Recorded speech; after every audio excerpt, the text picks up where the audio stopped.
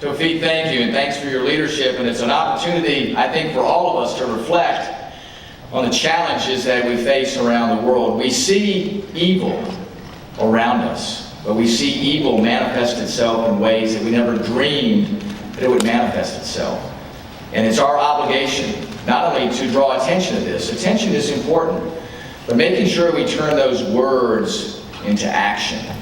And I use the words of Albert Einstein, where he said, "The world is a dangerous place, not because of people who are evil, but because people don't do anything about it." Let's make sure that we are the group that does something about it, because that's the only way that we will ever overcome evil. And it is there in scores in the Middle East, as we see what's happening there with the genocide that Christians face in that area of the world. And whether it's Armenians, Assyrians, Yazidis, wherever it may be, we see it. And it is wretched. It is brutal. It is against everything that each and every one of us believe in. And we have to make sure that we stand up against that evil. Because if not, if good doesn't stand up against evil, then evil wins. And that is not an outcome that any of us should stand by and even believe that that could occur. So I appreciate what each and every one of you are doing, not just to draw attention, but to make sure that as we leave here, that we do things about it. Make sure Congress continues the action. It's great that we put out the resolution condemning the genocide there that ISIS or Daesh is perpetrating against all kinds of Christians in that region.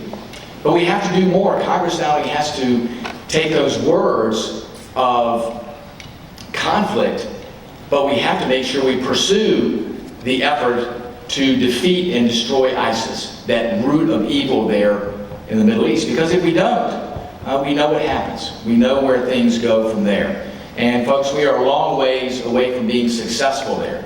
But being successful is more than just having the kinetic conflict, going in with the bullets and bombs. It's making sure, too, that these efforts don't recur, that the ideas that perpetrate through these areas don't manifest themselves in the next generation. That has to be part of this, because we only will be partially successful if we just destroy today those folks that are perpetrating the evil in that region. We have to make sure that we change the hearts and the minds of those that are there today to say that it is wrong to perpetrate this evil, that it is not in any way, shape, or form what anybody that believes in humanity is standing for. Again, all of us must stand against evil and make sure that our actions manifest themselves in not just the short term, but in the long term. So I appreciate what each and every one of you are doing. Congress has to do more on our actions, and there are more efforts in the offing to make sure that not only do we take the necessary actions from a military standpoint to defeat ISIS, but what are we doing too to make sure that this doesn't continue in that region in generations to come. Thank you for what you're doing to draw attention to this. The more folks, not only here in the United States, but around the world, stand against this evil, demand action to make sure we are doing something to defeat evil, then we will indeed be successful in this region of the world. And remember, too, that if we're not successful there, this, like a cancer, will spread to other areas of the world. And then we'll look back one day and say, you know, we had an opportunity.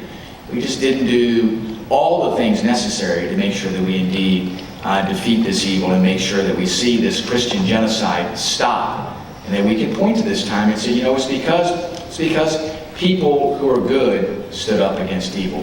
Folks, thanks again. May God bless each of you. And may God bless our United States of America.